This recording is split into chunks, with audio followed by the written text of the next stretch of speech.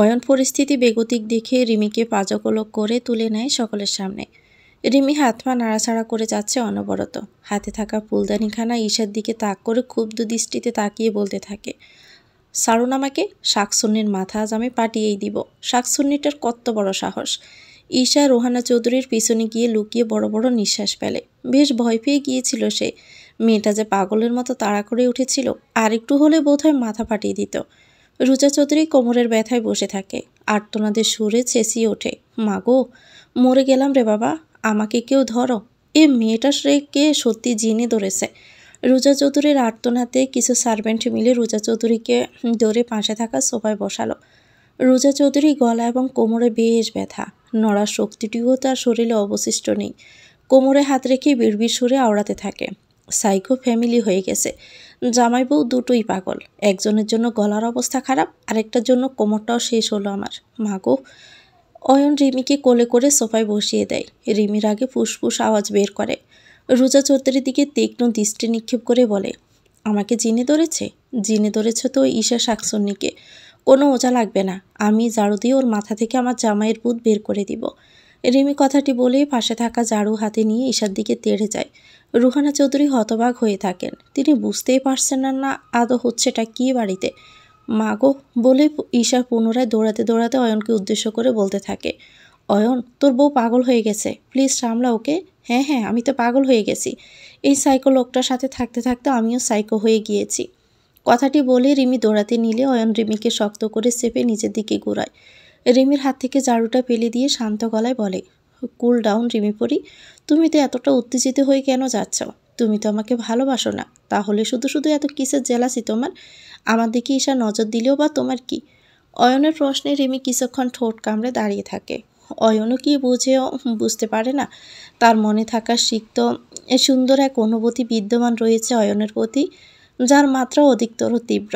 অয়ন জানে রিমি তাকে নিজের অজান্তে ভালোবেসে ফেলেছে। অপূরন্ত ভালোবাসা যাকে বলে, যা আজকের কাণ্ডে একদমই পরিষ্কার। কিন্তু অয়ন চেয়েছিল রিমির মুখ থেকে ভালোবাসার কথাটি শ্রবণ করবে, কিন্তু তা বোধহয় সম্ভব নয়। রিমি থেকে কোনো উত্তর না পেয়ে রাগের মাথায় কাছের টেবিলটায় লাথি দিয়ে ভেঙে গুড়িয়ে দেয়। রিমির বাহু চেপে ধরে বাস খায় গলায় চেঁচিয়ে ওঠে, কেন বলো না ভালোবাসি? কেন? আমি কি এতটাই খারাপ যে ভালোবাসি শব্দটি আমি ডিজার্ভ করি না? আমাকে কি ভালোবাসা যায় না রিমি পরি?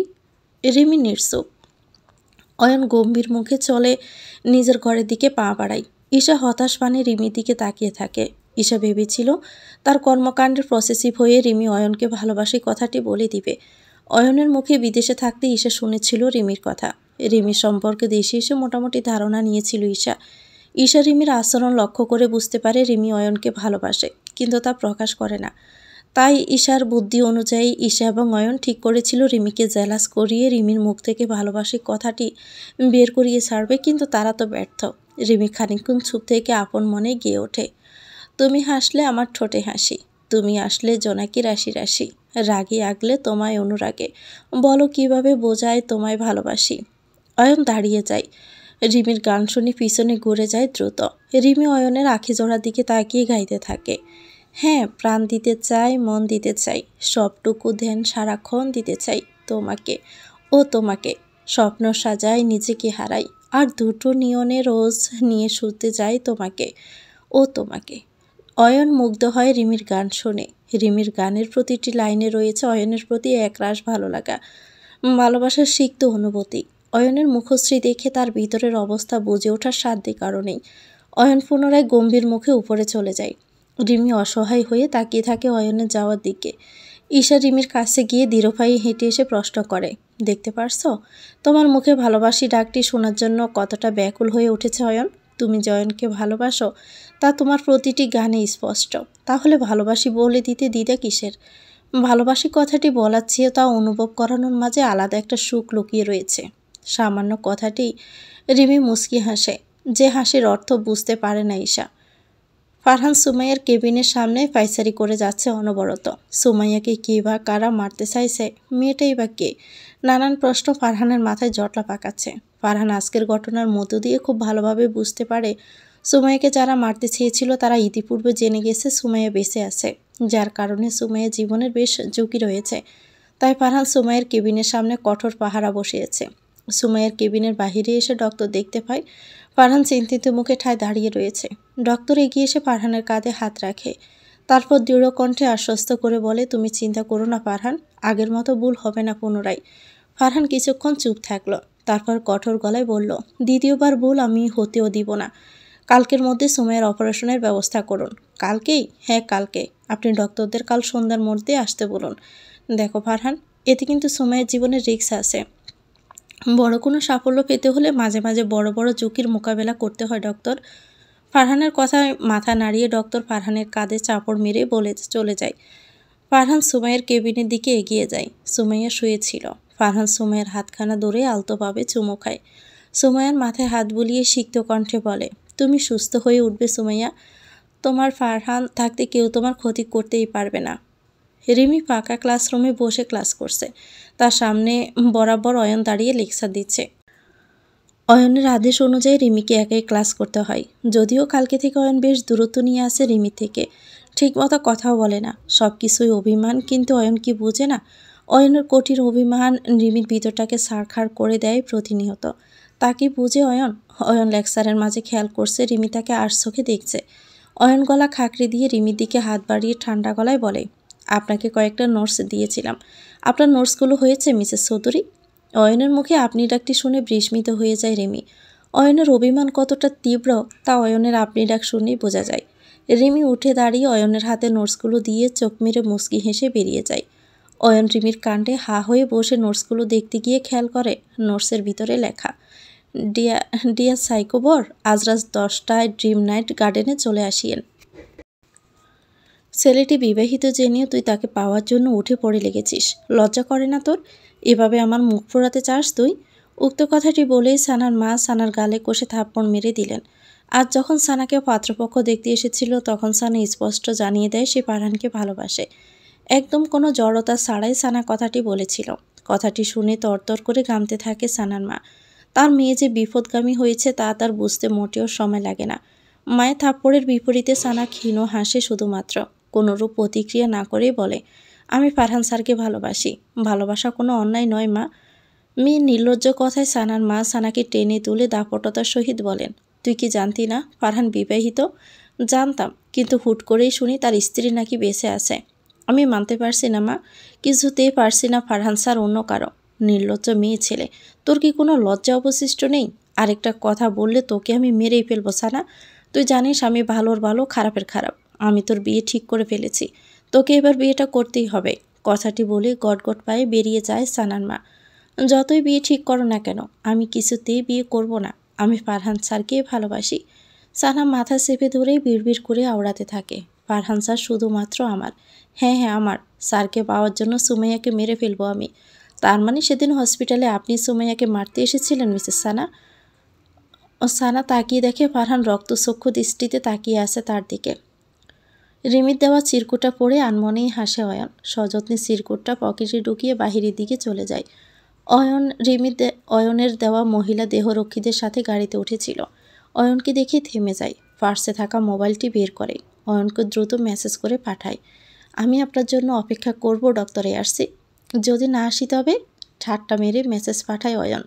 অয়নের মেসেজের বিপরীতে ম্লান হেসে রিমি জবাব পাঠায়, তবুও আমি আপনার পথপানে চেয়ে শেষ রজনী অবধি অপেক্ষা করে যাব ডক্টর এয়ারসি। মেসেজটি পেয়ে এক চিলতে হাসি ফুটে ওঠে অয়নের।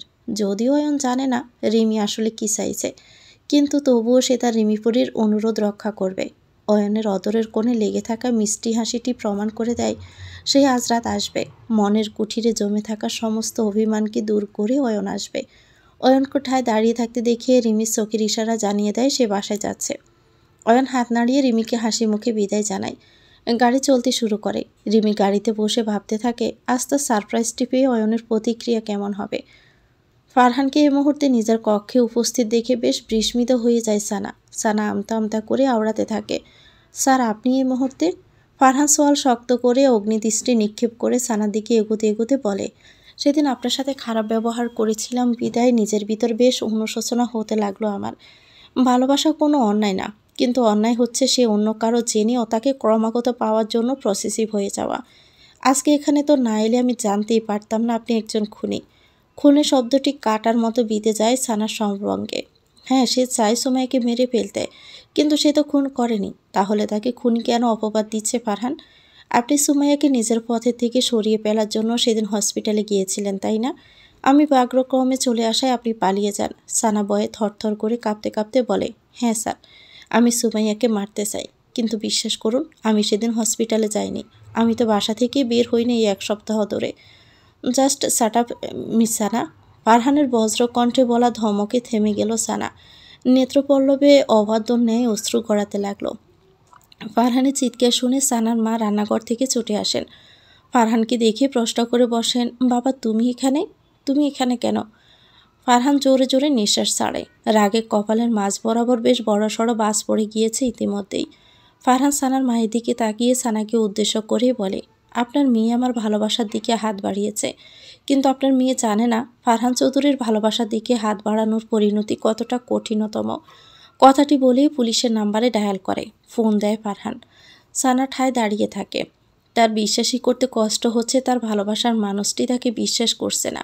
কত সহজেই খুনির তকমা লাগিয়ে দিল। অয়ন গাড়ি পার্ক করে ড্রিম নাইট গার্ডেনের সামনে আসে। একদম যথেষ্ট স্টাইল নিয়ে গাড়ি থেকে বেরিয়ে আসে সে। পরনে তার সাদা শার্ট, তার সাথে ব্ল্যাক ব্লেজার। ঘন সিল্কি চুলগুলো এক হাত দিয়ে নাড়িয়ে অপর হাত দিয়ে সানগ্লাসটা বের করে পরে নিল অয়ন। তারপর সামনের দিকে এগোতে থাকে। পুরো গার্ডেনে চারদিকে ঘোর অন্ধকার, কারো কোনো সাড়া শব্দ পাওয়া যাচ্ছে না। পাশে দেহরক্ষীরা দাঁড়িয়েছিল।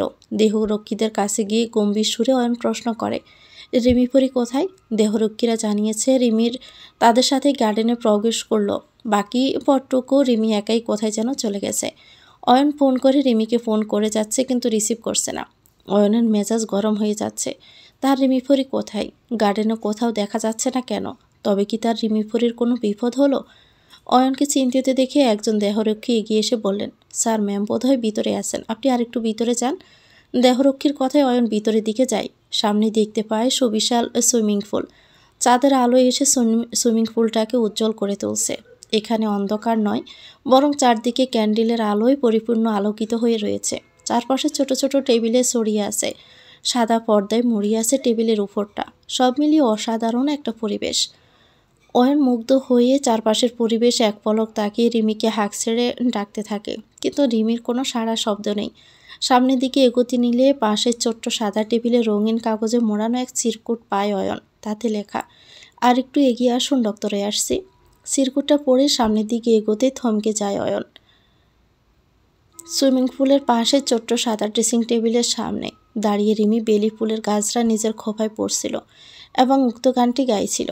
অয়ন এগিয়ে এসে পিছন থেকে রিমির খোপায় আলতো করে ভালো করে গাছরাটি লাগিয়ে দিতে দিতে গাইতে থাকে। গানটি গেয়ে অয়ন রিমিকে নিজের দিকে ঘোরায়। রিমির লজ্জায় মাথা নুইয়ে ফেলে। অয়ন প্রতিদিনের তুলনায় আজ খানিকটা দ্বিগুণভাবে ভালোবাসার সহিত তার রিমি পরীকে দেখছে। রিমির পরনে কালো সুতির শাড়ি, গায়ে হালকা গহনা, মুখে নেই কোনো আলাদা সাজ। পশা মুখশ্রী রাখি জোড়া জায়গায় করে নিয়েছে ঘন কালো কাজল। তাতে কি স্নিগ্ধ লাগছে অয়নের রিমি পরীকে। অয়ন রিমির হাত ধরে মুগ্ধতা নিয়েই বলে, ওহে মায়াবতী কন্যা, তোমার আখি জোড়ায় কাজল দিও না, আমার বড্ড মায়া হয়। তোমার কাজল কালো আখি জোড়ার মায়াতে মরে যেতে ইচ্ছে করে বারংবার, প্রতিনিয়ত। ভালোবাসার মানুষটিকে পাওয়ার জন্য ফারহানের স্ত্রীকে খুন করতে চাওয়ার মতো জঘন্য প্রচেষ্টা করেছে সানা। সানার প্রতি ঘৃণায় শরীরটা রিরি করে উঠেছে ফারহানের। সানার দৃষ্টি নত করে দাঁড়িয়ে আছে। ইতিমধ্যে পুলিশও চলে এসেছে। ফারহানের অভিযোগ শুনে পুলিশ তদন্তের জন্য সানাকে নিয়ে যেতে চাইছে। সানার মা স্পষ্ট করে বুঝিয়ে যাচ্ছেন তার মেয়ে এতটা ঘৃণ্য কাজ করতে পারে না, কিন্তু কেউ তার কোনো কথাই শুনল না। সানা নির্বিকার হয়ে ফারহানেরকে দেখে যাচ্ছে এক দৃষ্টিতে। সে দেখতে পারছে তার ভালোবাসার মানুষটির চোখে কতটা ঘৃণা শুধুমাত্র তারই জন্য। ভালোবাসার মানুষটির চোখে নিজের জন্য ঘৃণা দেখতে পাওয়া কতটা যে বেদনাদায়ক তা হাড়ে হাড়ে উপলব্ধি করতে পারছে সানা। কয়েকজন মহিলা কনস্টেবল সানাকে ধরে নিয়ে যায়। সানাও প্রতিবাদ করে না, শুধুমাত্র চলে যাওয়ার আগে আক্ষেপের সুরে বলে, আজ না হয় কাল আপনাকে আফসোসের মতো কঠিনতম গ্লানি বয়ে বেড়াতে হবে। ফারহান সানার কথাটিকে গুরুত্ব দেয় না। সানাকে পাশ কাটিয়ে চলে যায় অতি দ্রুত। নিজের স্বামীকে ভালোবাসি কথাটি বলতে গিয়েও এক প্রকার জড়তা কাজ করছে রিমির মাঝে। অয়ন হাত ভাঁজ করে রিমির দিকে ঝুঁকে অদরের কোণে আলতো হাসি ফুটিয়ে প্রশ্ন করে, এত আয়োজনের উৎস কি রিমি পরি? আজকে কি স্পেশাল কিছু? রিমি তার শাড়ির আঁচলটা বারবার নাড়াতে থাকে। লজ্জা লাল টুকটুকে হয়ে উঠেছে তার স্নিগ্ধ মায়াবী মুখশ্রী। অয়ন নামক যুবক তার প্রেয়সী স্নিগ্ধ মায়াবী চেহারার প্রেমে আরেক দফা পড়ে যায়। হাত নাড়িয়ে রিমিকে ছুঁতে চাইলে রিমি দূরে সরে আসে। নিঃশ্বাস ঘন ঘন হতে থাকে প্রতিক্ষণে। সেই নিঃশ্বাসের শব্দ ঠিকই ঠাওয়ার করতে পারছে অয়ন। রিমি নিজের মধ্যে ক্ষীণ সাহস জুগিয়ে অয়নের দিকে এগোতে এগোতে বলে, ভালোবাসা দুই ধরনের। নিজের ভালোবাসাকে পাখির মতো উঠতে দাও, না হলে তাকে বন্দিনী করে আজীবন নিজের কাছে আঁকড়ে ধরে বাঁচো। অয়ন রিমির কথা শুনে রিমির দিকে ভ্রু কুঁচকে তাকাতেই রিমি পুনরায় মাথা নত করে বলে, আমি সবসময় চাইতাম পাখির মতো স্বাধীনতা নিয়ে উঠতে। আপনার অতিরিক্ত ভালোবাসা আমাকে কষ্ট দিচ্ছিল প্রতিনিয়ত ডক্টর ইয়ার্সি। কিন্তু একটা সময় আমি উপলব্ধি করেছি আপনার সমস্ত পাগলামো সব তো আমাকেই ঘিরে। আমাকে হারানোর ভয় সবসময় আপনাকে তাড়া করে। তাই তো এতটা পসেসিভ আপনি আমার জন্য হয়ে উঠেছেন। এবং একটা সত্যি কথা কি জানেন ডক্টর ইয়ার্সি, আমার উন্মাদনায় ভালোবাসার প্রেমে আমি পড়ে গিয়েছি আপনার। অয়ন হতবাক হয়ে শ্রবণ করে যাচ্ছে রিমির প্রতিটি কথা। রিমি তার কথা শেষে হাঁটু গেড়ে বসে পড়ে রিমি। তারপর টকটকে লাল গোলাপটা বের করে অয়নের সামনে দৌড়ে নিয়ে খানিকটা দৃঢ় কণ্ঠে বলল, আপনি বলেছিলেন গোলাপের থেকেও সুন্দর আমি। আজ আমি বলছি, গোলাপের থেকেও অধিক সুন্দর আপনার বিশুদ্ধ ভালোবাসা। যে ভালোবাসা অনন্য, অন্যতম। ভালোবাসার সঠিক ব্যাখ্যা আমার কাছে নেই, তবে আমার কাছে ভালোবাসা মানেই আপনি ডক্টর ইয়ার্সি। ভালোবাসি। রিমির ভালোবাসি শব্দটির সাথে মিশেছিল এক সমুদ্র আবেগ, এক সমুদ্র ভালোবাসা, এক সমুদ্র অনুভূতি। অয়ন কিছুক্ষণ অনুভূতি শূন্য হয়ে দাঁড়িয়ে রইল। নেত্রজোড়া তার অনিমেষ পলকহীন, মুখশ্রীতে ফুটে উঠেছে দাম্ভিকতা। রিমির মনে নাড়া দিয়ে উঠল অদ্ভুত ভয়। তবে কি অয়ন তার ভালোবাসা প্রত্যাখ্যান করবে? রিমির বয়ার্ত মুখশ্রীর অয়নকে বড্ড তৃপ্তি দিচ্ছে।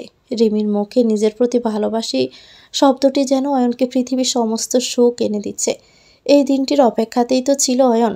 অয়নকে আরেক দফা চমকি দিয়ে রিমি হাঁটু গেড়ে কাঁপা কাঁপা গলায় বলল, will you marry me again? Ayan যেন নিজের কানকে বিশ্বাস করতে পারছে না। তার রিমি পরি তাকে বিয়ের প্রস্তাব নিজ থেকে দিচ্ছে। অয়ন রিমির থেকে ফুলখানা নিয়েই রিমিকে পাজকলো করে তুলে উচ্ছ্বসিত হয়ে অত্যাধিক আনন্দের সাথে রিমিকে কোলে তুলে ঘুরাতে ঘুরাতে বলে, ইয়েস রিমি পরি, আই উইল ম্যারি ইউ। রিমিও হেসে ওঠে। অয়নের মুখে উপসে পড়ছে বিশ্বজয়কর আনন্দ। অয়নের আনন্দে রিমির চোখ দুটো ভরে ওঠে। অয়ন রিমিকে কোলে নিয়ে সুইমিং পুলের পাশের সোফায় আলতো করে বসিয়ে দেয়। তারপর রিমির হাতে গভীরভাবে চুমু খেয়ে কৃতজ্ঞতার সুরে বলে, থ্যাঙ্কস রিমি পরি, আজকের দিনটা এতটা স্পেশাল করে তুলে দেওয়ার জন্য। এর বদলে আমারও তো গিফট পাওয়ানো রয়েই যায়। আমার গিফট দিন এখন। কিছুটা মজার ছলেই বলে রিমি। অয়ন কিছু একটা ভেবে রিমির দিকে ঝুঁকে নেশাক্ত গলায় বলে, আমার রিমি পরি আমার কাছে চেয়েছে, আমাকে তো এখন দিতেই হবে। রিমিকে কিছু বলার সুযোগ না দিয়ে অয়ন রিমিকে নিজের মাঝে টেনে নেয়। তারপর রিমির অদরে গভীরভাবে ভালোবাসার পরশ দিতে থাকে। রিমিও শক্ত করে আঁকড়ে ধরে অয়নের ব্লেজার। চাঁদের আলোয় উজ্জ্বলিত হয়ে উঠেছে চারপাশের পরিবেশ। অয়ন খানিকটা অবাধ্য হতে চাইল, কাছে টেনে নিতে চাইল নিজের স্ত্রীকে ঘনিষ্ঠভাবে। রিমি অয়নের উদ্দেশ্য বুঝতে পেরে দ্রুত অয়নের থেকে দূরে সরে গিয়ে উঠে দাঁড়ায়। অয়ন রিমির দিকে এগোতে এগোতে দুষ্টু হেসে বলে, আজকে তবে কি আমার থেকে দূরে সরে থাকতে পারবে তুমি রিমি পরি? রিমি অয়নের থেকে পিছাতে পিছাতে বলে, এত সহজে আপনাকে ধরা দিচ্ছি না আমি। কথাটি বলে খিলখিলিয়ে হেসে ওঠে রিমি। অয়নও হাসতে থাকে। তার রিমি পরির মিষ্টি হাসিখানা দূর থেকে অয়নের এবং রিমির এমন সুন্দর মুহূর্ত দেখে যাচ্ছিল আমার। বুকটা যেন তার ফেটে যাচ্ছে প্রতিটা মুহূর্তে। রাতের আধারে নাইট ড্রিম গার্ডেনে নিজের অজান্তে চলে এসেছিল আমার। দূর থেকে অয়ন এবং রিমিকে দেখে সে থমকে যায়। বুক ছেড়ে দীর্ঘশ্বাস বেরিয়ে আসে। ঠোঁটের কোণে তাচ্ছিল্যের হাসি ফুটে ওঠে। অবশেষে তার রিমি পাখিও ভালোবেসে ফেলল অয়ন চৌধুরীকে। আমানের অজান্তেই আরেকজনও ক্ষুব্ধ দৃষ্টিতে অয়ন এবং রিমিকে পর্যবেক্ষণ করে যাচ্ছে। সে আর অন্য কেউ নয়, ফাইল দ্রুত বেরিয়ে যায় সেখান থেকে। সুমাইয়াকে সবেমাত্র অপারেশন থিয়েটারে ঢোকানো হয়েছে। বাহিরে থেকে বিখ্যাত ডক্টরদের আনানো হয়েছে সুমাইয়ার জন্য। ফারহান বাহিরে পায়চারি করে যাচ্ছে অনবরত। তার মনে শুধু একটাই ভয়, তার সুমাইয়ার জীবনে কোনো প্রকার ঝুঁকি হবে না তো। প্রায় 5 ঘন্টা যাবৎ অপারেশন চলল। অপারেশন শেষে ডক্টর হাসি মুখে বেরিয়ে ফারহানের কাঁধে চাপড় মেরে বললেন, অভিনন্দন ফারহান চৌধুরী, অপারেশন সাকসেসফুল। কথাটি শুনে ফারহানের নেত্রপল্লবে জল চলে আসে। সে বিশ্বাসই করতে পারছে না তো সুমাইয়া সুস্থ হয়ে উঠেছে। আগের মতো ফারহানের সাথে কথা বলবে, আগের মতো ভালোবাসবে। ফারহান হাঁটু গেড়ে বসে পড়ে। আল্লাহর কাছে লাখ লাখ শুকরিয়া জানায়। ডক্টর জানান সুমাইয়াকে আপাতত কেবিনে শিফট করা হয়েছে। 24 ঘন্টা আগে তার জ্ঞান ফিরবে না। অয়নকে এক প্রকার না জানিয়ে ঈশার অনুরোধে রিমি এবং ঈশা বিয়ের কয়েকটি শাড়ি কেনাকাটা করতে শপিংয়ে এসেছে। রিমির কিছুটা ভয় করছে বটে, দেহরক্ষীকে না নিয়ে আসায় অয়ন যদি রাগ করে তখন। রিমির সামনে চলো, অনেকগুলো শাড়ির কালেকশন আছে ওখানে। রিমি চলে যেতে নিলেই পিছন থেকে তার হাত কেউ ধরে ফেলে। রিমি পিছনে ঘুরে দেখে অয়ন দাঁড়িয়ে আছে। ক্ষিপ্ত দৃষ্টিতে ঈশা এবং রিমির দিকে তাকিয়ে আছে। রিমিকে কিছু বলার সুযোগ না দিয়েই রিমির হাত ধরে এক প্রকার টানতে টানতে রিমিকে নিয়ে শপিং মল থেকে বেরিয়ে যায়। অয়ন রিমিকে শপিং মল থেকে টানতে টানতে বাড়িতে এনে সবাই সকলের সামনে সরে ফেলে দিল। রিমি হুড়মুড়িয়ে পড়ে যায়। পাশে থাকা কাঠের সাথে মাথায় বাড়ি খেল। ব্যথায় কুকড়ে উঠলেও টু শব্দটিও করল না, শুধু হতবাক দৃষ্টিতে অয়নের দিকে তাকিয়ে আছে। রুহানা চৌধুরী এবং রোজা চৌধুরী সোফায় বসেছিল। অয়নের কাণ্ডে তারা দুজনেই বিস্ময় নিয়ে সোফা ছেড়ে উঠে বসল। অয়ন ক্রোধান্বিত হয়ে রিমির দিকে এক প্রকার তেড়ে গিয়ে রিমির গাল চেপে ধরে বলল, কয়টা ফোন করেছি আমি, একটাও রিসিভ করেছো তুমি? ঈশাও পিছন পিছন বাড়িতে প্রবেশ করে। রিমি কোনো রকম কাঁপা কাঁপা গলায় বলে, আসলে ফোনটা সাইলেন্ট ছিল তাই আর কি। রিমির কথার মাঝে দ্বিগুণ চিৎকার করে অয়ন রিমির গালে চেপে ধরে বলে, আমার অনুমতি ব্যতীত বাহিরে যাওয়ার সাহস কি করে হয় তোমার রিমি ফরি? Answer me, damn it. অয়নের প্রকট চিৎকারে রিমি ভয়ে জড়সড় হয়ে গুটি মেরে বসে থাকে। অয়ন লাথি দিয়ে সামনে থাকা কাজগুলো ভেঙে ফেলে। রাগে তার মস্তিষ্ক কাজ করা বন্ধ করে দিচ্ছে। বিকট শব্দ হয় মুহূর্তেই। ঈশাকে দেখে রাগ আরেক দফা বেড়ে যায়। ঈশার দিকে এগিয়ে এক প্রকার শাসিয়ে বলে, আমার অনুমতি ব্যতীত আমার রিমি পরীকে নিয়ে গিয়েছিলে কেন বলো? আসলে আমি বুঝতে পারিনি যে তুই এতটা রেগে যাবি।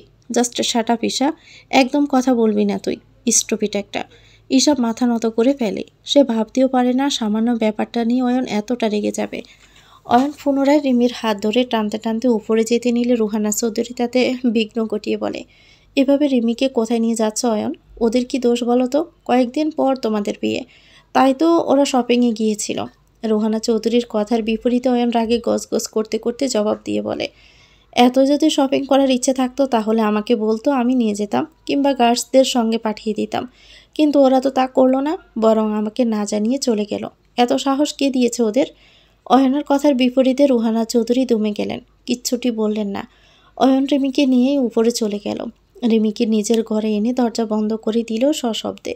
রিমি অয়নে থেকে দূরে সরে গিয়ে আঁখি জোড়ার পল্লবে জমে থাকা জলটুকু মুছে রুখে দাঁড়িয়ে বলল, আমি তো শুধুমাত্র শপিংয়ে গিয়েছিলাম ঈশা আপুর কথায়। আমি বুঝিনি আপনি এতটা রেগে যাবেন।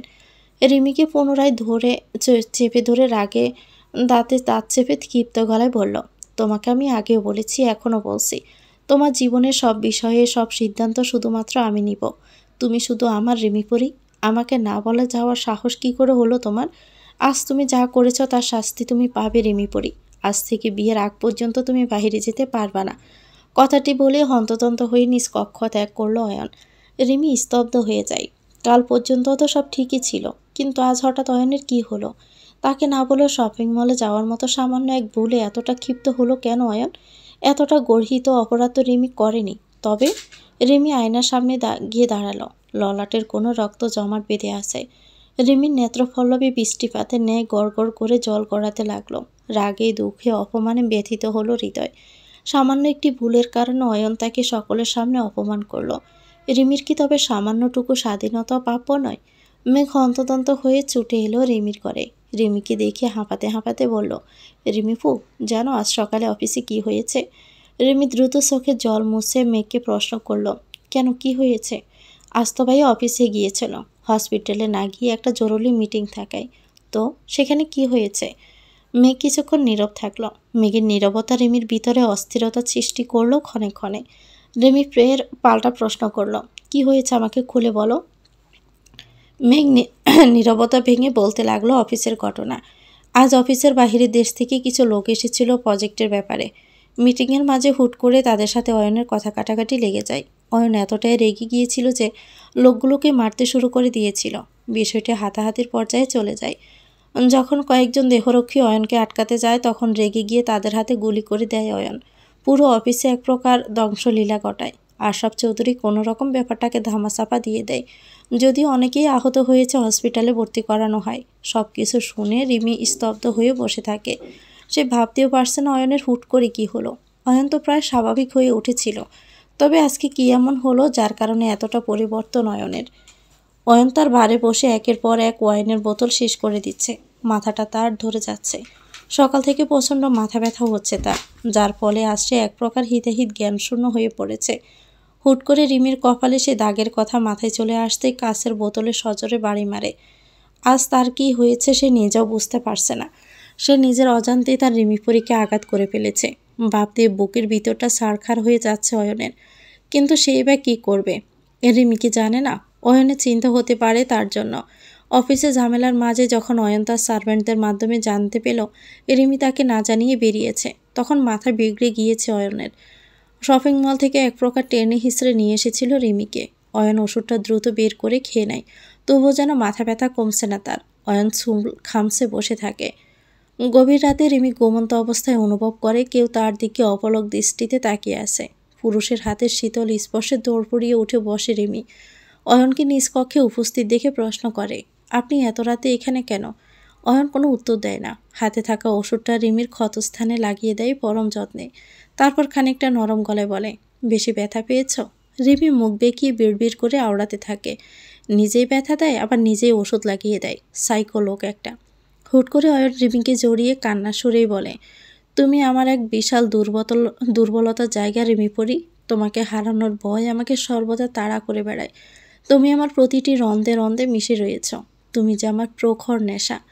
রিমির অয়নের ভালোবাসা মিশ্রিত কথার বিপরীতে কিছু বলে না, শুধু অয়নের বুকে লেপ্টে থাকে। রিমি শুধু বুঝতে পারছে না হঠাৎ অয়নের আচরণ আগের মতো হয়ে যাচ্ছে কেন। নিশ্চয়ই এর পিছনে কোনো কারণ আছে। আমান ব্যাগ গোছাচ্ছিল। 2 দিন পরে তার ফ্লাইট, তাই এখনই সব গুছিয়ে রাখতে হচ্ছে। আমানের দরজায় কেউ কড়া নাড়লে আমান তার কাজ রেখে দরজা খুলে দেখে পায়েল। তোমার ভালোবাসার মানুষটির কয়েকদিন পর বিয়ে অন্য কারো সাথে, আর তুমি দেশ ছেড়ে পালিয়ে যাচ্ছ। এটা তো ঠিক নয় আমান। উক্ত কথাটি বলে এক প্রকার ঠেলে আমানের ঘরে ঢুকলো পায়েল। পায়েলের কথা শুনে আমানের মনটা তিক্ততায় ভরে উঠল। পায়েলের কথাটি যেন কাটা গায়ে নুনের ছিটের মতো ঠেকল আমানের কাছে। আমান ব্রুকুসকে তিক্ততার সহিত পায়েলকে প্রশ্ন করল, আপনি হঠাৎ আমার বাড়িতে এসব কথা কেন বলছেন? আপনাকে তো অয়ন চৌধুরী খুঁজে বেড়াচ্ছে। তা তো আপনাকেও খুঁজে বেড়াচ্ছে, তাই তো ভয়ে লেজ গুটিয়ে পালাচ্ছেন আপনি। আমান পায়েলের কথায় ক্ষিপ্ত হয়ে পায়েলের কাছে গিয়ে বলল, অয়ন চৌধুরীর ভয়ে নয়, রিমিপরিকে যেন কখনো ফেস করতে না হয় সেজন্য চলে যাচ্ছি। রিমিপরি এখন অন্য কারো স্ত্রী, অন্য কাউকে ভালোবাসে। আমি দেশে ফিরেই এসেছিলাম রিমিপরির জন্য। এখন যখন রিমিপরি অন্য কারো সাথে সুখে আছে, তখন আমি কেন শুধু শুধু দেশে পড়ে থাকবো? পায়েল পাশে থাকা চেয়ারে আরাম সহকারে বসে আমান তা দেখে বলে, আপনাকে আমি বসতে বলিনি, দাঁড়িয়ে থাকলেও তো বলেননি, তাই বসলাম। যতই হোক আমি আপনার বাড়ির অতিথি, বসতে তো পারি, তাই না? আমানও পাশে থাকা চেয়ারে বসে তাচ্ছিল্যের সুরে বলল, আমান শিকদার যে কেউ হতে পারে না, অত্যন্ত আপনার মতো মানুষ তো নয়। আমানের ঠান্ডা মাথায় বলা অপমানে রাগ হলেও দমে যায় পায়েল। তাকে এখন ঠান্ডা মাথা রাখতে হবে, উত্তেজিত হয়ে গেলে চলবে না। পায়েল কিছুটা কুটিল হেসে পেয়ের প্রশ্ন ছড়ে আমানের উদ্দেশ্যে, ভালোবাসার মানুষটি অন্য কারোর সাথে দেখলে কষ্ট হয় না? ইচ্ছে করে না তাকে নিজের করে পেতে? আপনি চাইলে কিন্তু আমি আপনাকে সাহায্য করতেই পারি। পায়েলকে সম্পূর্ণ কথা বলার সুযোগ না দিয়ে আমান অত্যন্ত ঠান্ডা গলায় জবাব দেয়, আমি জানি আপনি এখানে কেন এসেছেন। আপনি চাইছেন আমাকে ব্যবহার করে রিমি পাখি এবং অয়ন চৌধুরীর বিয়েতে বাধা সৃষ্টি করবেন। But for your kind information, আপনার এই জঘন্যতম ইচ্ছেটি কখনোই পূরণ হবে না। আমানের কথা শুনে পায়েল দমে যায়। আমান তার পাশে থাকা টেবিলে পানির গ্লাসটি নিয়ে তা পান করতে করতে বলে, ভালোবাসার একটি অন্যতম সূত্র হলো ভালোবাসার মানুষটি সুখের মাঝে নিজের প্রকৃত সুখ খুঁজে পেতে হয়। রিমিপরি ভালো আছি, তাই রিমিপরির সুখে আমিও সুখী। কথাটি বলে পরক্ষণে মুখশ্রী শক্ত করে পায়েলের দিকে তীক্ষ্ণ দৃষ্টি নিক্ষেপ করে বলে, যদি এসব কথা আপনার মতো মেয়ের মাথায় ঢুকবে না, আপনিও এখন আসতে পারেন। আমানের কথা শুনে পায়েল রেগে উঠে দাঁড়িয়ে যায়। আমান যে ঠান্ডা মাথায় বেশ ভালোভাবে অপমান করেছে তা বুঝতে পায়েলের তেমন কোনো সমস্যা হয় না। পায়েল রাগে অপমানে গটগট করে বেরিয়ে যায়। আমান দীর্ঘশ্বাস ফেলে পুনরায় নিজের কাজে ব্যস্ত হয়ে পড়ে। রিমি চায়ের কাপ হাতে নিয়ে বারান্দায় বসে আছে। আজ আকাশে মেঘ জমেছে, ক্ষণিকের মেঘ। কিছুক্ষণের মাঝে বিশাল আকাশের মেঘগুলো অভিমান করে কোথায় যেন হারিয়ে গেল। সূর্যি মামার দেখা মিলল। কড়া রোদে চারপাশটা আলোকিত হয়ে উঠেছে মুহূর্তেই। রিমি চায়ের কাপে ঠোঁট দেয়। তৎক্ষণাৎই রিমির ফোন বেজে ওঠে। রিমি হাত বাড়িয়ে ফোনটা হাতে নিয়ে রিসিভ করে। ফোনের অপর পাশ থেকে নিজের মায়ের কণ্ঠ শুনে খুশিতে আবেগপ্রবণ হয়ে প্রশ্ন করে, মা, তুমি আমায় ফোন করেছ? কি খবর তোমার মা? আর মামা আর বোনেরা কেমন আছে? তুমি তো এখন নিজের সংসার নিয়ে ব্যস্ত। আমাদের খবর জেনে কি করবে তুমি? নিজের মায়ের অভিমান বুঝতে ক্ষীণ সময়টুকুও নিল না রিমি। কয়েকটা দিন সে বেশ ব্যস্ত থাকা বিদায় নিজের মায়ের ফোনটুকু দিয়ে খবর নেওয়ার সময়টুকুও পায়নি। তাই তো মায়ের এত অভিমান। রিমি অত্যন্ত শান্ত হয়ে বলল, বুঝেছি, তোমার আবার ঢের অভিমান হয়েছে। মেয়ের কথায় অদরের কোণে তাচ্ছিল্যের হাসি ফুটিয়ে রিমির মা বললেন, না না, আমার আবার কিসের অভিমান? বিয়ের পর মেয়েরা পর হয়ে যায়, এটাই তো নিয়ম, তাই না? মা, আসলে রিমির কথার মাঝে রিমিকে থামিয়ে রিমির মা রিমিকে প্রশ্ন করলেন, থাক, আমি আর তোমার কোনো এক্সকিউজ শুনতে ইচ্ছুক না। তা শুনলাম তোমার নাকি গটা করে আবারও বিয়ে হচ্ছে, কিছুই তো বললে না। মানুষের মুখে আমাকে শুনতে হয় আমার মেয়ের বিয়ের কথা। রিমি তার মায়ের কথার বিপরীতে কিচ্ছুটি বলল না, চুপ করে রইল। সে জানে সিলেটে অয়ন তার পরিবারের সাথে যা করেছে, তারপর থেকে রিমির মায়ের এক ক্ষোভ রয়েছে অয়নের প্রতি। তাই তো বিয়ের কথাটি এক্ষুনি বলে রিমি তার মাকে। রিমি মা কিছুক্ষণ চুপ থেকে ফের বললেন, অয়ন চৌধুরী আমাদের যা করেছে তার নিশ্চয়ই তুই ভুলে যাসনি। দেখ, অয়ন কিন্তু স্বাভাবিক না। এমন অস্বাভাবিক মানুষের সাথে তুই কিভাবে থাকবি? আরেকবার ভেবে দেখ মা, জীবন কিন্তু একটাই, পারলে ওকে ডিভোর্স দিয়ে দে। রিমি তার মায়ের কথায় অবাক না হইয়া পারল না। সে জানে অয়ন স্বাভাবিক নয়, কিন্তু সে তো অয়নকে ভালোবাসে। তবে কিভাবে তার কথাটি বলল? রিমি তার মায়ের কথার বিপরীতে কিছু বলতে যাবে, তখনই পিছনে ভেঙে যাওয়ার কোনো শব্দ শুনে পিছনে ঘুরে দেখে অয়ন রাগান্বিত দৃষ্টিতে তাকিয়ে আছে। পাশে পড়ে আছে ভাঙা টপটা। রিমি দ্রুত ফোনটা কেটে দেয়। ফোনটা স্পিকারে ছিল বিদায় অয়ন সব শুনে ফেলেছে। অয়ন রিমির কাছে দ্রুত এসে রিমির কাজ চেপে হুঙ্কার ছেড়ে বলে, কি বলল তোমার মা? আবারও ডিভোর্সের কথা কেন বলল? ওনার সাহস কি করে হয় এই কথাটি বলার? রিমি জানে অয়ন বেজায় চটে আছে। অয়নকে শান্ত করতে হবে যে কোনোভাবে, না হলে কোনো অনিষ্ট করে ফেলবে। রিমি অয়নকে শক্ত করে জড়িয়ে ধরে বলে, আপনি দয়া করে রাগ করবেন না। আমাকে আপনার থেকে কেউ আলাদা করতে পারবে না কখনো। আমি তো আপনাকে ভালোবাসি, কোথাও ছেড়ে যাব না। কেউ আপনাকে আমার থেকে কেড়ে নিতে পারবে না ডক্টর এয়ারসি। অয়ন রিমিকে শক্ত করে চেপে বিড়বিড় করে আওড়াতে থাকে, কেউ যদি কেড়ে নিতেও চায়, সে যেই হোক না কেন, আমি তাকে শেষ করে দিব আজীবনের জন্য। অয়ন কথাটি বিড়বিড় করে বললেও রিমি ঠিকই শুনতে পেল। ভয়ে শিউরে উঠল সর্বাঙ্গ। রিমি এবং অয়নের আজ মেহেন্দি। শহরের 1 নাম্বার নামি দামি পার্লারে রিমিকে নিয়ে আসা হয়েছে। আজকে যে তাকে একদম সুন্দর করে সজ্জিত করে তোলা হবে। পার্লারের বাহিরে মহিলা দেহরক্ষীরা দাঁড়িয়ে আছে। রিমিকে বিভিন্ন লেহেঙ্গা দেখাচ্ছে স্টাফরা। পায়েল দূর থেকে রিমিকে দেখে যাচ্ছে। সেদিন হসপিটালে লোকগুলোকে পাঠিয়ে রিমিকে মেরে ফেলতে পারেনি, তবে আজ তা করবেই। রিমিকে সাজানো হচ্ছিল, তখনই হুট করে লোডশেডিং হয়। পায়েল পিছনে ছুরি হাতে নিয়ে দূরে দাঁড়িয়ে আছে। লোডশেডিং হওয়ায় সকলে হন্তদন্ত হয়ে বেরিয়ে যায়। রিমি তার নিজের স্থানে বসে আছে। সকলকে বেরিয়ে যেতে দেখে পায়েলও রিমির কক্ষে প্রবেশ করে, তার হাতে ছুরি। আজ সে রিমিকে শেষ করে দিবে। অয়ন তার ক্যারিয়ার শেষ করেছে, তাই পায়েল অয়নের থেকে তার সব থেকে দামি রিমিপুরীকেই কেড়ে নেবে। পায়েল ছুরিখানা নিয়ে রিমির দিকে দৃঢ় পায়ে এগিয়ে যাচ্ছে। রিমি অন্ধকারে কিছুই দেখতে পারছে না। রিমি হাত বাড়িয়ে নিজের ফোন খুঁজে অন্ধকারের মাঝে, কিন্তু ব্যর্থ হয়। রিমি হাঁক ছেড়ে পার্লারের স্টাফদের ডাকতে চাইলেও পারে না। তার আগে রিমির মুখ শক্ত করে চেপে ধরে ফেলে। রিমি ভরকে যায়, চোটার জন্য চটপট করতে থাকে অনবরত, কিন্তু পারে না। অন্ধকারের জন্য কিচ্ছু দেখার সাধ্য নেই তার। সে বুঝতে পারছে না কে তার মুখ ধরে আছে, কিন্তু সে এইটুকু বুঝতে পারছে সে এক ভয়ঙ্কর বিপদের সম্মুখীন হয়ে পড়েছে। মনে মনে মহান আল্লাহ তাআলাকে স্মরণ করছে। পায়েলে দাঁড়ালো চুরিটি রিমির গলা বরাবর ধরে। নিজের গলায় ছুরির অস্তিত্ব টের পেয়ে রিমির বুঝতে আর বাকি থাকে না রিমির হাতে সময় নেই, হয়তো এক্ষুনি তাকে মেরে ফেলা হবে। রিমির চোখে বেশি ওঠে অয়নের হাসি মাখা মুখশ্রী। রিমি দুফোঁটা চোখের জল ফেলে। অয়নের সাথে বোধহয় তার পথ এটুকুই ছিল। পায়েল মনে মনে কুটিল হাসি হাসে। রিমি মৃত্যুর দ্বারপ্রান্তে। রিমিকে মেরে সে সমস্ত প্রতিশোধ নেবে। রিমিকে মেরে ফেললে অয়ন পুরোপুরি পাগল হয়ে যাবে। কথাটি ভেবেই পায়েল রিমির গলায় ছুরির আঘাত করতে নিলেই পিছন থেকে পায়েলকে কেউ টেনে নিয়ে যায় বাহিরের দিকে। পায়েলের হাত থেকে ছুরিটা পড়ে যায়। ঘরটা মুহূর্তে আলোকিত হয়ে ওঠে। রিমি উঠে দাঁড়ায় তৎক্ষণাৎ। পাশে ছুরি পড়ে থাকতে দেখে ভয়ে মুখে হাত দিয়ে দেয়। সঙ্গে সঙ্গে সেখানে অয়ন এবং তার দেহরক্ষীরা উপস্থিত হয়। রিমিকে ভয় পেতে দেখে অয়ন ছুটে গিয়ে রিমিকে শক্ত করে জড়িয়ে ধরে। রিমিও ভয়ে কাঁপতে কাঁপতে অয়নকে শক্ত করে চেপে ধরে। নেত্রকোনা বেয়ে টুপ করে জল গড়িয়ে পড়ে মেঝেতে। অয়নকে দেখে রিমি যেন তার ভরসার জায়গা খুঁজে পেল। এখন তার কোনো কিছুতেই ভয় নেই। রিমি খানিকটা ফুফাতে ফুফাতে কম্পিত গলায় বলে, কে এসেছিল আমাকে মারতে? আমার গলায় ছুরি বসিয়ে দিয়েছিল এক প্রকার, কিন্তু তাকে আমি দেখতে পাইনি। আর একটু হলে বোধহয় আমাকে মেরেই ফেলতো। রিমির সম্পূর্ণ কথা বলার পূর্বে রিমির মুখে হাত দিয়ে অয়ন অতি শান্ত কণ্ঠে বলে, মরার কথা একদমই উচ্চারণ করবে না রিমি পরি। তুমি তো আমার অস্তিত্বে বিচরণ করো। তোমাকে আমি কিছুতেই নিজে থেকে হারাতে দিব না। অয়ন পরম যত্নে রিমির মাথায় হাত বুলিয়ে রিমিকে শান্ত করার প্রচেষ্টা করতে থাকে।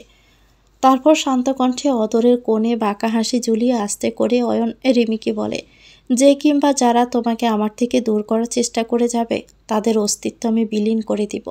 রিমি থমকে যায়। অয়নের কথার মূল ভাবটি বোঝার প্রয়াস করার আগ মুহূর্তেই অয়ন রিমিকে সামনে থাকা চেয়ারে বসিয়ে দেয়। অয়নের চোখ যায় রিমির গলায় দাগের দিকে। পায়েল ছুরি যখন রিমির গলায় ধরেছিল, তখন রিমির গলায় ছুরির সামান্য ধারে রিমির গলার নিচ দিকে সামান্য চামড়া ছিলে গিয়ে রক্তক্ষরণ হয়। রিমির রক্ত দেখে মাথা বিগড়ে যায় অয়নের। অয়ন রিমির গলার দিকে তাকিয়ে উচ্চস্বরে স্টাফদের ডাকতে শুরু করে। অয়নের ডাকে সকলেই তৎক্ষণাৎ ছুটে আসে। অয়ন রাগে গজরাতে গজরাতে জিজ্ঞেস করে, এতক্ষণ লাগে কেন? একটা কাজ যদি ঠিকমতো হয়, আমার রিমিপরির দিকে খেয়াল রাখার দায়িত্ব দিয়েছিলাম, তোমরা পেরেছিলে? ব্লাডিয়ল। সকলে স্টাফরা নিচু হয়ে দাঁড়িয়ে থাকে। অয়ন তাদের দিয়ে ওষুধ আনিয়ে রিমির ক্ষতস্থানে ওষুধ লাগিয়ে দেয়। অয়নের চোখ ছলছল করছে রিমির সামান্য ব্যথায়, যেন ব্যথা রিমির নয় তারই লেগেছে। রিমি প্রাপ্তির হাসি হাসে। সে সত্যি ভাগ্যবতী। সে জানে এসব কিছু নতুন নয়, কিন্তু মাঝে মাঝে সে অবাক হয়ে যায় বটে। একটা মানুষ আরেকটা মানুষকে এতটা ভালোবাসতে পারে। অতঃপর রিমির মাথায় হাত বুলিয়ে বলতে থাকে, ভয় পেও না, আমি আসি তো। রিমি স্মিত হাসে। অয়নের বলিষ্ঠ হাত জোড়া নিজের গালের সাথে আলতো করে মিশিয়ে অয়নের আঁখি জোড়ার দিকে তাকিয়ে বলে, আপনি শুধু আমার ভালোবাসার মানুষ নন, আপনি আমার বিশাল এক ভরসার জায়গা। ভালোবাসি।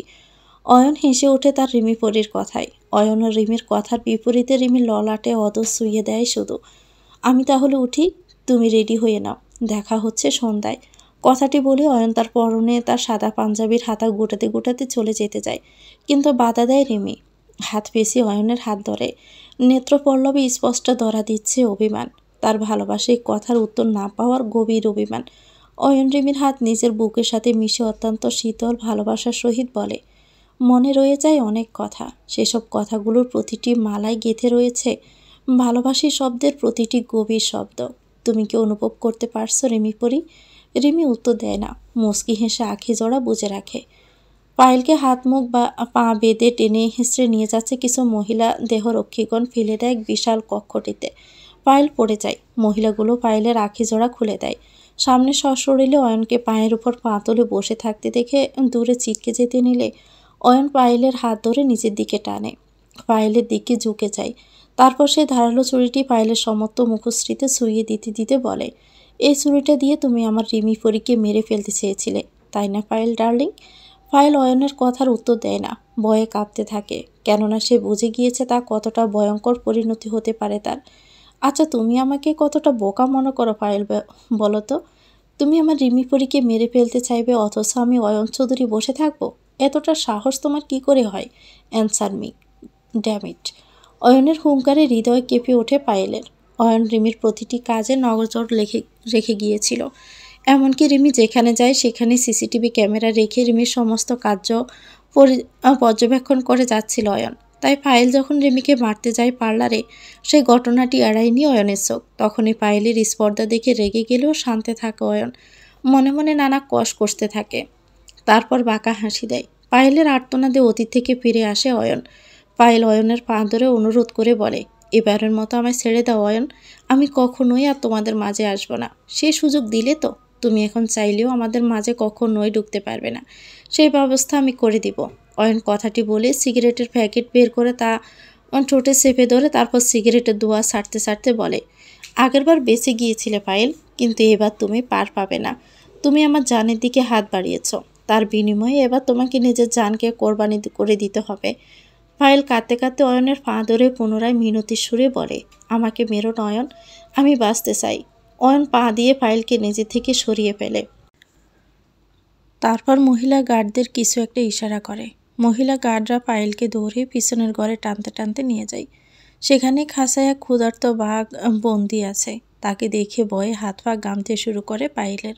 অয়ন ছুরিটা ফেলে পায়েলের কানের কাছে ফিস ফিস করে বলে, তুমি আমার কাছে বরাবরই স্পেশাল, তাই তোমার মৃত্যুটাও একটু স্পেশালি হয়ে যাক, কি বলো?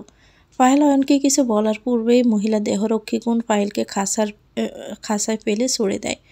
ক্ষুধার্ত বাঘ ঝাঁপিয়ে পড়ে পায়েলের উপর। অয়ন গিয়ে সোফায় পায়ের উপর পা তুলে বসে থাকে। পায়েলের আর্তনাদ চারপাশে সীমাবদ্ধ থাকে। অয়ন গাড় কাত করে বাঁকা হেসে বলে, পায়েলের game is over now, now next is. Ayan উচ্চস্বরে হেসে ওঠে। পায়েলের দেহ ভাগটা খুবলে খুবলে ছিঁড়ে খেতে থাকে। অয়ন সিগারেটে ধোঁয়া ছাড়তে থাকে। ভালোবাসার মানুষটি অন্য কারো জানা সত্ত্বেও তার প্রতি ভালোবাসার স্থানটি আজীবন রয়ে যায়। আমানের বেলাও তাই হয়েছে। আজ রিমির মেহেন্দি অনুষ্ঠানে লুকিয়ে এসেছে সে। পরশুদিন রিমির বিয়ে, সেদিনই দেশ ছেড়ে চলে যাবে আমান। কিন্তু নিজের প্রিয়তমার মেহেদি রাঙা হাতটুকু দেখার লোভটুকুও সামলাতে পারল না আমান। তাই তো এতটা কড়া পাহারার মাঝেও প্রিয়সীকে এক ঝলক দেখতে ছুটে এসেছে চৌধুরী বাড়িতে। কিছুক্ষণের মাঝেই বিশাল এক গাড়ি থেমে যায়। সেই গাড়ি থেকে এক পা করে রিমি নেমে আসে। সামনে বিশাল কার্পেটে তার পা বাড়িয়ে হাঁটতে থাকে সামনে। পিছনে রয়েছে মহিলা দেহরক্ষীগণ। আমান আড়াল থেকে দেখতে পায় তার রিমি পাখিকে আজ কতটা মোহনীয় লাগছে। লাল টুকটুকে লেহেঙ্গা, যার ভার আনুমানিক বেশ হবে। লাইট হালকা মেকআপের সঙ্গে রিমিকে মানিয়েছে সব মিলিয়ে। উপর থেকে গোলাপ ফুলের বর্ষণ করা হচ্ছে রিমির উপর। চারদিকে সাংবাদিকের ছড়াছড়ি। ডক্টর এয়ারসি অর্থাৎ রুহানা চৌধুরীর একমাত্র নাতির মেহেন্দি সন্ধ্যা বলে কথা। এত মানুষের মাঝে রিমির আখি জোড়া শুধু তার ভালোবাসার মানুষকেই খুঁজে চলছে। রুহানা চৌধুরী এবং রোজা চৌধুরী ততক্ষণে চলে আসেন। রুহানা চৌধুরী রাজকীয়ভাবে উপস্থিত হয়। সমস্ত মিডিয়ার ক্যামেরা রুহানা চৌধুরীর দিকে চলে যায়। চারদিকে এত আলো, এত ক্যামেরার মাঝে রিমির বেশ অস্বস্তি হচ্ছে। রিমির পরাণ পাখি তো শুধু অয়নকেই খুঁজে চলছে প্রতিক্ষণ। হুট করে রিমির গায়ে সাদা সিল্ক কাপড় উপর থেকে ফেলে দেওয়া হয়। রিমিকে অবাক করে দিয়ে অয়ন রিমিকে পিছন থেকে এসে কোলে তুলে নেয়। অয়নকে দেখে প্রথমে ঘাবড়ে গেলেও সামলে নেয় রিমি নিজেকে। অয়নের পরনে রিমির সাথে ম্যাচিং করে ডায়মন্ড স্টোনের পাঞ্জাবি, সাথে কালো কোট। অয়নের বর্ষা মুখশ্রীতে আলতো হাসি অয়নকে প্রতিক্ষণে সুদর্শন পুরুষে পরিণত করে তুলছে। অয়ন রিমির কানের কাছে গিয়ে পিস পিস করে বলে, আমার রিমি পরীকে শুধুমাত্র আমি দেখব। কোনো প্রকার দুনিয়ার আঁচ আমার পরীর গায়ে লাগতেই দিব না। আমার বউ একান্তই আমার। রিমি অয়নের গলা জড়িয়ে ধরে মুচকি হাসে। অয়ন রিমিকে কোলে নিয়ে সামনের দিকে এগোতে থাকে। তাদের উপর বর্ষিত হতে থাকে ফুলের বর্ষণ। আমান দূর থেকে দেখে যাচ্ছে সব কিছু। কষ্টে তার বুকটা ফেটে যাচ্ছে। আহ, কি বেদনাদায়ক দৃশ্য! ভালোবাসার মানুষ অন্য কেউ ভাবতেই বুকটা ভারী হয়ে ওঠে আমানের। মেঘও দৌড়ে ছুটে আসে। সকলে মুগ্ধ হয়ে দেখতে থাকে রিমিকে এবং অয়নকে। মেঘ রুহানা চৌধুরীর কাছে গিয়ে উৎফুল্ল হয়ে বলে, দেখো গ্র্যান্ডমা, কত কিউট লাগছে দুজনকে। মেঘের কথায় মুচকি হেসে রুহানা চৌধুরী অয়ন এবং রিমির কাছে যায়। ঈশা মেঘের পাশে দাঁড়িয়ে দেখছে সব কিছু। অয়ন রিমিকে কোলে করে স্টেজের নিচে নামায়। রুহানা চৌধুরী রিমির থুতনি উঁচু করে হেসে বললেন, মাশাল্লাহ, দুটিকে কি সুন্দর মানিয়েছে। দোয়া করি যেন কারো নজর যেন না লাগে। রুহানা চৌধুরীর কথার প্রতি উত্তরে অয়ন রিমির হাত জোড়া শক্ত করে আঁকড়ে ধরে বলে, আমি থাকতে কাউকে নজরই লাগতে দিব না, তুমি চিন্তা করো না গ্র্যান্ডপা। অয়ন রিমির হাত ধরেই স্টেজে গিয়ে বসিয়ে দেয়। রিমিও বসে পড়ে। শহরের নামি দামি মানুষেরা উপস্থিত হয়েছে রিমি এবং অয়নের মেহেন্দি উৎসবে। চারদিক থেকে ছবি তুলে যাচ্ছে সাংবাদিকগণ। রিমির মাথা লম্বা করে অয়নের দ্বারা সাদা ঘোমটা। রিমির মায়াবী মুখশ্রী পর্দার আড়াল থেকে আর চোখে দেখে যাচ্ছে অয়ন এবং মুস্কি মুস্কি হাসছে। অয়নের হৃদয় কপানো হাসির বুকটা দরপড় করছে রিমির। লোকটা এত সুন্দর করে হাসে কেন? লোকটা হাসলে মনে হয় স্বয়ং এক পাল্লি চাঁদ এসে কিরণ ছড়াচ্ছে চারদিকে। রিমিকে মেহেদি পরানোর জন্য মেয়েরা রিমির কাছে আসতে চাইলে বাধা দেয় অয়ন। কিছুটা কঠোর স্বরেই বলে, আপনারা রিমি পরীকে মেহেদি পরাবেন না। অয়নের এমন কঠোর কথায় রোজা চৌধুরী হতবাক হয়ে অয়নকে প্রশ্ন করে, তাহলে ওনারা না পড়ালে কে পড়াবে? ওনারা শহরের বেস্ট মেহেন্দি ডিজাইনার, তাই তো ওনাদেরকে হায়ার করা হয়েছে। অয়ন কিছুক্ষণ চুপ থেকে উঠে চলে যায়। রিমি অবাক হয়ে হতবাক দৃষ্টিতে অয়নের কার্যকলাপ লক্ষ্য করে। আসলে অয়ন চাইছেটা কি? সানা জেলের এক অন্ধকার রুমে ঠায় বসে আছে। নেত্রকোণে বেয়ে জল গড়িয়ে পড়ছে অনবরত। সে জানে না এই অন্ধকার কুঠির থেকে তার আদৌ মুক্তি আছে কিনা, যদিও সে নিজে এই অন্ধকার কুঠিরকে বেছে নিয়েছে। পুলিশ যখন তাকে জিজ্ঞাসাবাদ করেছিল, তখন জিজ্ঞাসাবাদের এক পর্যায়ে অভিমানী রাগে জেদে সানা বলে দেয় সে সুমাইয়াকে মারতে সেদিন হসপিটালে গিয়েছিল। সানার স্বীকারোক্তিতে পুলিশ তার যথাযথ স্টেপ নেয়। সানাকে তৎক্ষণাৎ গ্রেপ্তার করা হয়। সায়েদ বর্তমানে টিআরপি থানার নতুন ইন্সপেক্টর। সদ্য জয়েনিং হয়েছে তার। বেশ বিচক্ষণ তিনি। তার বিচক্ষণতার জন্য বহু প্রশংসিত হয়েছেন। সানার কেসটি তিনি দেখছেন। সানার ঘটনাটি শুনে তার মনে হচ্ছে সানা মিথ্যে কথা বলছে। তিনি বিষয়টি খুঁটিয়ে দেখার জন্য সানার কাছে যায়। সানা মাথা নিচু করে বসেছিল। কারো পায়ের শব্দে মাথা উঁচু করে তাকিয়ে দেখে পুলিশ ইউনিফর্ম পরিহিত একজন যুবক দাঁড়িয়ে আছে। তাকে দেখে কিছুটা তাচ্ছিল্য সুরে প্রশ্ন করে সানা, আমি তো সব কিছু স্বীকার করেছি, আর কি জানার জন্য এসেছেন আপনি? সায়েদ কিছুটা নড়ে চড়ে ওঠে। পকেটে হাত ঢুকিয়ে সানার দিকে প্রশ্ন ছুড়ে বলে, আমাকে আপনি আগে বলুন তো, আপনি কি আদৌ কাজটি করেছেন? দেখুন, এটা কিন্তু অনেক সেন্সিটিভ ইস্যু। যে অন্যায় করেছে সে কিন্তু আপনার একটা ভুলের জন্য বেঁচে যাবে।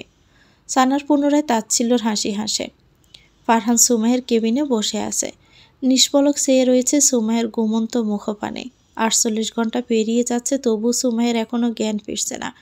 তা নিয়ে ডক্টরসহ ফারহান সবাই বেশ চিন্তিত। ফারহানের ফোন হুট করে বেজে ওঠে। ফোন হাতড়ে তাকিয়ে দেখে রুহানা চৌধুরীর ফোন। রুহানার নাম দেখে মেজাজ বিগড়ে যায় ফারহানের। আজ রুহানা চৌধুরীর জন্যই তার সুমু এতটা কষ্ট পাচ্ছে। পুনরায় ফোন বেজে উঠলে কিছুটা তিক্ততা নিয়ে ফোনটা রিসিভ করে ফারহান। ফোনের অপর পাশ থেকে রুহানা চৌধুরী বলেন, আজ তোমার ছোট ভাইয়ের মেহেন্দি অনুষ্ঠান। আজ তুমি অন্তত বাহিরে থেকো না ফারহান। আমি কি করব না করব তুমি ঠিক করে দিবে না গ্র্যান্ডমা? আমি রাখছি। কথাটি বলে ফোনটা বন্ধ করে দেয় ফারহান। রুহানা চৌধুরী আশাহত হয়। অপরদিকে অয়ন তার হাতে মেহেদির প্যাকেট নিয়ে আসে। তারপর হাঁটু গেড়ে রিমির কাছে বসে পড়ে। রিমির হাত জোড়া নিজের হাঁটুতে রেখে রোজা চৌধুরীর দিকে তাকিয়ে বললেন, আমার রিমি পরীকে মেহেদি আমিই পরিয়ে দিব, অন্য কেউ নয়। কিন্তু তুমি কি পারবে অয়ন? রোজা চৌধুরীর কথার মাঝে রিমি তাকে থামিয়ে দিয়ে স্মিত হেসে বলেন, উনি যা চাইছেন তাই হোক। আমার হাতে আমার স্বামী মেহেদি পরিয়ে দিবে। এর থেকে সৌভাগ্য আর কি হতে পারে বলুন? রোজা চৌধুরী থেমে যায়।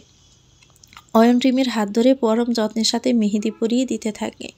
রিমি সহ সবাই অয়নের হাতের নিপুণ কাজ দেখে অবাকের শীর্ষে পৌঁছে যায়। কেননা অয়ন একজন প্রফেশন ডিজাইনারের মতো রিমির হাতে মেহেদির ডিজাইন করে দিচ্ছে। রিমিকে অবাক হতে দেখে অয়ন মুচকি হেসে বলে, আমার রিমি পরীকে নিজ হাতে মেহেদির রঙে রাঙিয়ে তুলব আমি। সে অধিকার শুধুমাত্র আমার। তাই তো আগে থেকে ইউটিউব দেখে শিখে রেখেছিলাম। রিমি মুগ্ধ হয় অয়নের কথা শুনে। লোকটার ভালোবাসা দেখে যে কেউ মুগ্ধ হতে বাধ্য। অয়ন রিমির হাতে সুন্দর করে অয়ন নামটি লিখে দেয়। রিমি নিজের হাত দেখে মুচকি হাসে। অয়ন রিমির পাশে বসতে বলতে থাকে, আমার নামটি তোমার হাতে লিপিবদ্ধ করে দিলাম। এ নাম কখনো মুছতে পারবে না তুমি রিমি পরি? প্রতি উত্তরেও রিমি উত্তর দেয়, আমি কখনো মুছতে চাইও না। কিন্তু হুট করে রিমির হাত পাশে থাকা সোফার কাপড়ে লেগে লেপটে যায়। রোজা চৌধুরী হাই হুতাশ করে বলেন, এ কি হলো?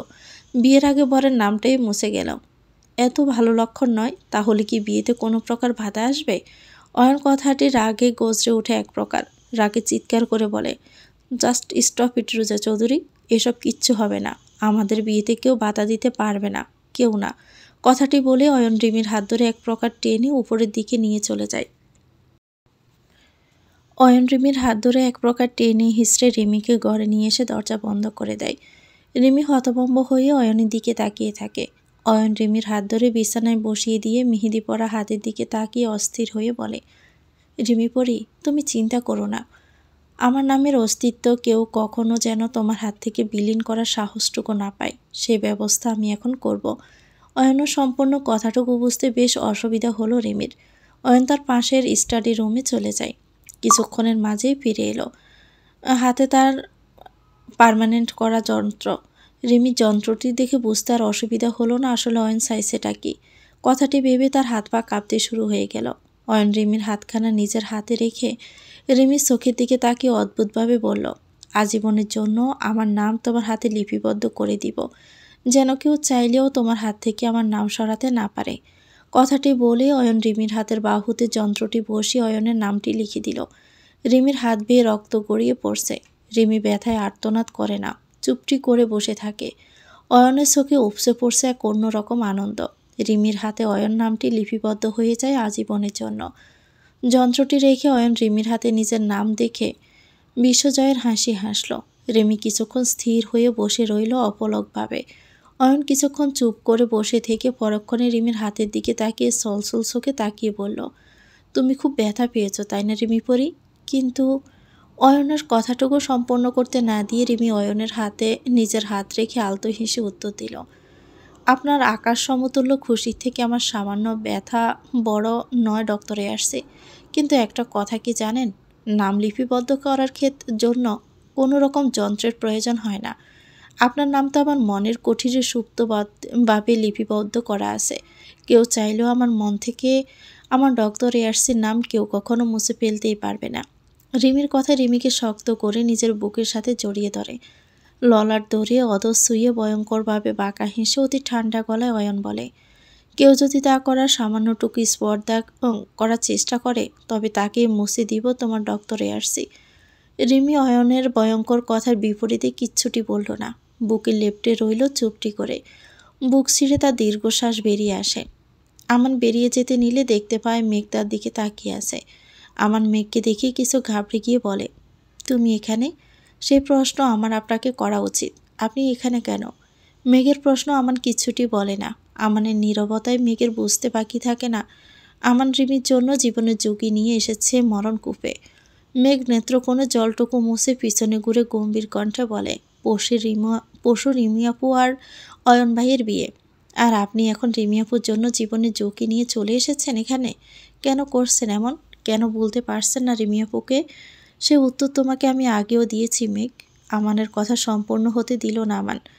তীব্র ক্ষোভ নিয়ে আমানের শার্টের কলার আঁকড়ে ধরে ক্ষিপ্ত সুরে বলে, কিচ্ছু বুঝতে চাই না আমি আপনাকে ভালোবাসি, বুঝলেন? আমার সহ্য হয় না আপনার মুখে অন্য মেয়ের জন্য ভালোবাসি কথাটি শুনতে।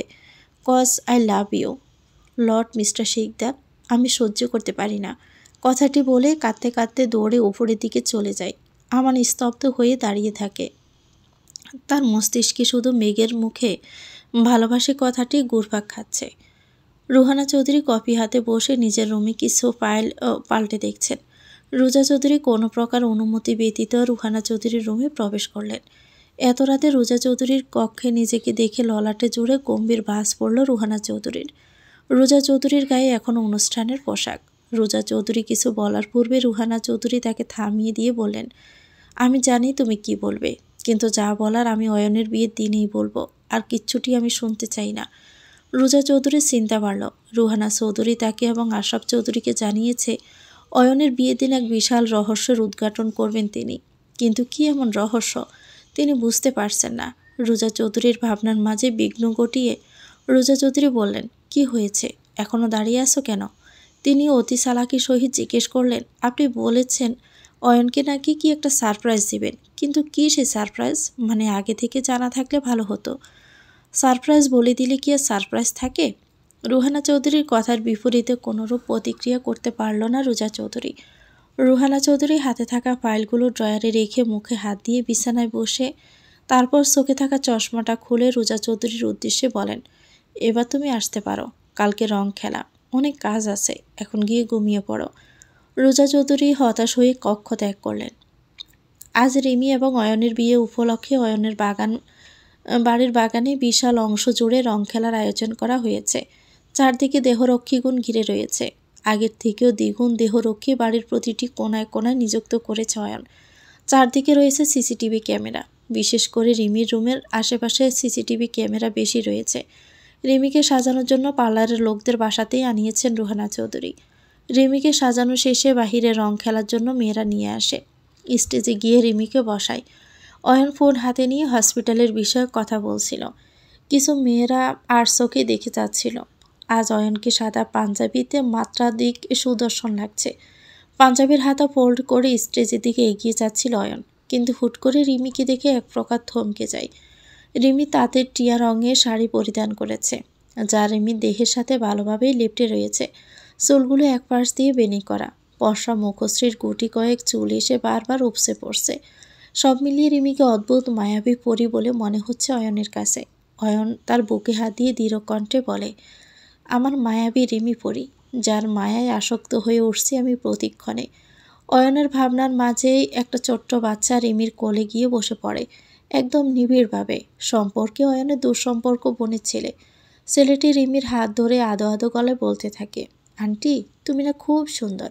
অয়ন স্টেজে উঠেছিল, ছেলেটির কথা শুনে দাঁড়িয়ে যায়, তীক্ষ্ণ দৃষ্টিতে তাকিয়ে থাকে ছেলেটির দিকে। রিমি মিষ্টি করে হেসে ছেলেটির গাল টেনে বলে, তুমিও অনেক কিউট বেবি। বাচ্চা ছেলেটা রিমির কোলে বসে পড়ার আগে নাকের ডগা লাল হয়ে যায় অয়নের। এভাবে তার বউকে অন্য কেউ সুন্দর বলছে কেন? কেনই বা এত গেসে গেসে বসে আছে? অয়নের সেটা সহ্য হলো না। অয়ন এগিয়ে গিয়ে বাচ্চাটির দিকে এগিয়ে এসে হাত বাড়িয়ে বলে, বাবু তুমি আমার কোলে আসবে না? এসো। ছেলেটি ব্রু কুঁচকে রিমির দিকে ঘেঁষে বসে বলল, না আমি আন্টির কাছে বসবো। ছেলেটির কথায় আরেক দফা রেগে গেল অয়ন। রিমি কিছু বলতে নিলে চোখ রাঙিয়ে তাকায় অয়ন। রিমি থেমে যায়। না তুমি আমার কাছে আসো, আমি তোমাকে চকলেট দিব। কথাটি বলেই বাচ্চাটিকে কোলে নিয়ে স্টেজ থেকে নেমে যায়। বাচ্চাটির গালে জোরে টেনে অয়ন কোনো রকম জোর করে হেসে বলে, অনেক কিউট তো তুমি, মানুষের বউয়ের পাশে বসে থাকো কেন? এসব একদমই ঠিক নয় বুঝলে? কেন? আন্টিটা তো অনেক ভালো। আমি কেন যাব না আঙ্কেল? অয়ন বাচ্চাটির প্রশ্নে বিরক্ত হয়ে একটি বড় চকলেট বাড়িয়ে আরেক দফা গাল টেনেই বলে, ওই আন্টির কাছে একদমই যাবে না বুঝলে? রাত হয়ে গেলে আন্টিটা ভূত হয়ে যায়, বাচ্চাদেরকে খেয়ে ফেলে। ভূতের কথা শুনে বাচ্চাটি ভীত সুরেই বলে, আচ্ছা আমি আর যাব না। অয়ন মুচকি হেসে বাচ্চাটির গালে চুমু খেয়ে বলে, গুড বয়। কিছুক্ষণের মাঝে রং খেলা শুরু হয়ে যাবে। অয়নকে দেখতে পারছে না রিমি। রিমি স্টেজ থেকে নিচে নামে, উদ্দেশ্য অয়নকে খুঁজে বের করা। রিমি পা বাড়াতে নিলে সকলের আড়ালে রিমির হাত ধরে কেউ রিমিকে পাশের স্টোর রুমে নিয়ে আসে। ঘটনাটি এতটাই দ্রুত ঘটে গিয়েছে যে রিমি ঘন ঘন নিঃশ্বাস ফেলে সামনের দিকে অয়নকে দেখে শান্ত হয়ে যায়। রিমি অয়নকে উদ্দেশ্য করে প্রশ্ন করে, আপনি আমাকে এখানে কেন নিয়ে এসেছেন? বাহিরে তো রং খেলা শুরু হয়ে গেছে। হ্যাঁ আমরা যাব তো, কিন্তু তোমাকে যেন আমার আগে কেউ রং না মাখাতে পারে, তাই তো নিয়ে এসেছি। কথাটি বলে পিছন থেকে গোলাপি রং নিজের গালে মিশিয়ে, নিজের গাল রিমির গালে আলতো করে মিশিয়ে নেশাক্ত সুরেই বলে, তোমার আঙ্গিনায় আমার ভালোবাসার সমগ্র রং উজাড় করে দিলাম, ভালোবাসি। রিমি লজ্জায় মাথা নিচু করে ফেলে, শক্ত করে জড়িয়ে ধরে অয়নকে।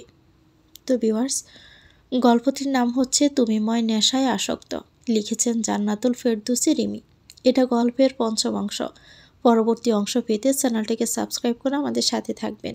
ভিডিও ভালো লাগলে একটি লাইক দিয়ে দিবেন, কমেন্ট করে জানাবেন কেমন লেগেছে। আল্লাহ হাফেজ, আসসালামু আলাইকুম।